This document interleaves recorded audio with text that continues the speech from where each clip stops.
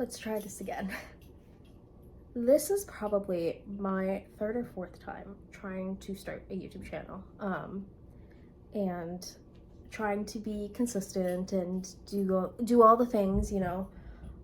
Every time it ends up being a bit of a fail. Like I get off track and then I just never return to it. And I do like making my videos. I have probably 4 videos on my computer that are at least 80% edited, that I always meant to post on YouTube, but just never got around to it. Just because I like sharing things in my life, a lot of it crafting and reading related, but I just never get around to posting it. And it's too long to go on my Instagram or my TikTok, which I do update both fairly regularly. So they just sit in this state of nothingness, and I don't want to delete them because I'm like, I spent a lot of time and energy on this. But I'm also like, it's a year too late. Like, it's a year past making this. I can't post this now. So it sits there, it sits there, it sits there. And I think in the past I've been I've been way too ambitious with starting a YouTube channel, because I remember at one point I said I was going to upload every single day. Granted, I was 14, so that was technically feasible because I was not editing my videos. I was taking a video on my iPod Touch and then I was just uploading it straight to YouTube. That was it. So I was uploading a video every day. Half of them were just me dinking around doing nothing and not really putting in a lot of effort. But again, it didn't last very long.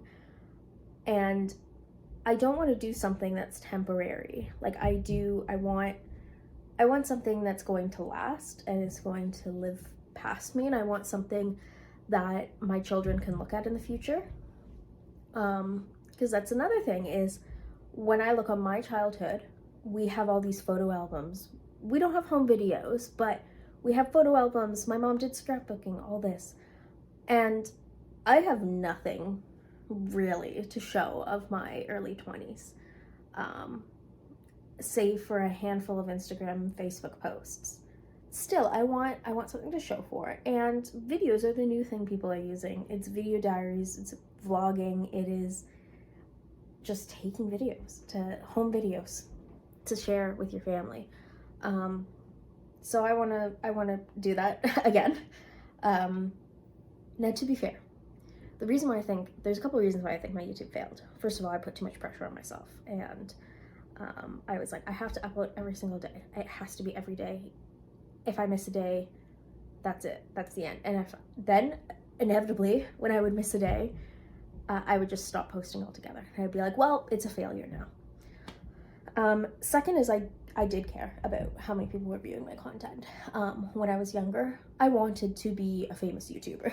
Like, let's be clear, YouTubers were a big thing in my teenage years.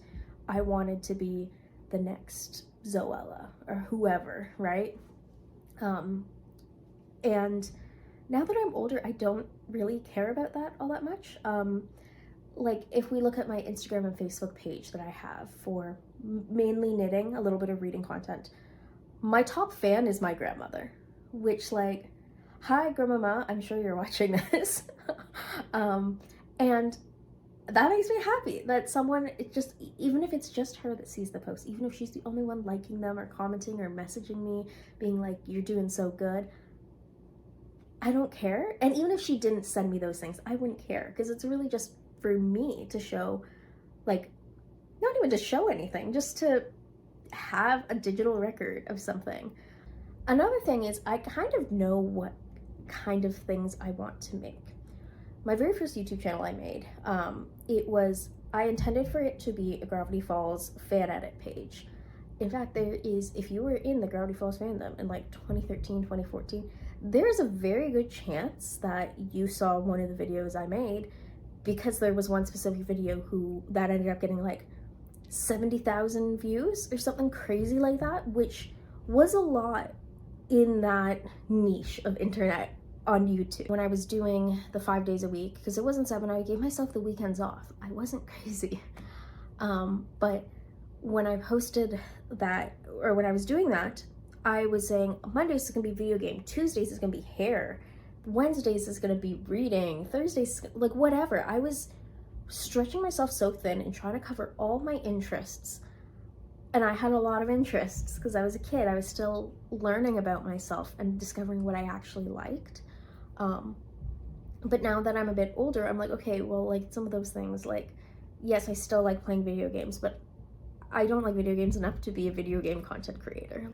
The things I want to make content about are knitting, crochet, and sewing, and then also reading and general lifestyle. And when I say general lifestyle, I want to be making content about things I'm doing to improve my life. I'm someone who was diagnosed with autism late in life, and there's like a pretty damn good chance I also have ADHD. Beyond that, things I've done to improve my life, my livelihood with dealing with these neurodivergencies, and just how I'm living. Things I do to make my life more comfortable and make myself happy. Me and my spouse, we live in my parents' basement. I've been very transparent about that online because of the housing crisis and the cost of living crisis and all of that.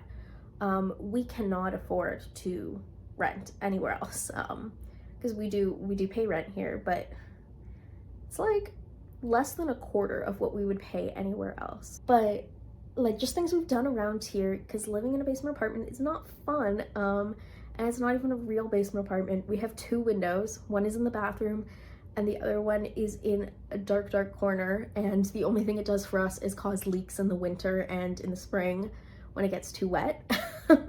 So we basically get no sunlight down here. So things we've done to kind of try to bring, not necessarily nature, because again, no sunlight, so plants would die, but just to bring things into our life to make it happier and cozier. And that's the big thing, is just being cozy.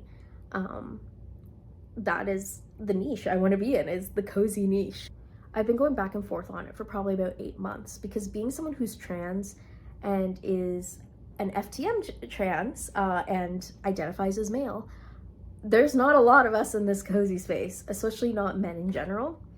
I don't really know why that is. I guess the cozy niche started with cozy gaming, which was predominantly like women. It was predominantly women involved in that scene, which, like, slay, get your cozy gaming. Cozy gaming is real gaming. We love it.